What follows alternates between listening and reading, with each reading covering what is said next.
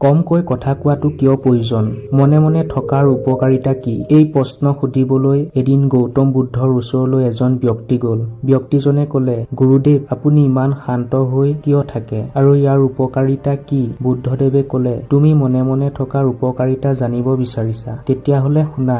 যেতিয়া কোনো ব্যক্তিয়ে প্ৰয়োজনতকৈ বেছি ক'বলৈ ধৰে, তেতিয়া তেওঁৰ কাষত থকা ব্যক্তিয়ে তেওঁক মূৰ্খ বুলি ভাবে। যদি সেইজন ব্যক্তিয়ে শান্ত হৈ কম শব্দত ভাল কথা কয়, এনেকুৱা ব্যক্তি মানুহৰ চকুত সৰ্বশ্ৰেষ্ঠ হৈ পৰে। ইয়াৰ কাৰণ এটাই, যি ব্যক্তিয়ে নিজৰ মুখ বেছিকৈ চলায়, তেওঁৰ দ্বাৰা কোৱা কথা কোনো মানুহে মগজুত বেছি সময় নাৰাখে। ব্যক্তিজনে বুদ্ধদেৱক সুধিলে, কিন্তু এনেকুৱা কিয়?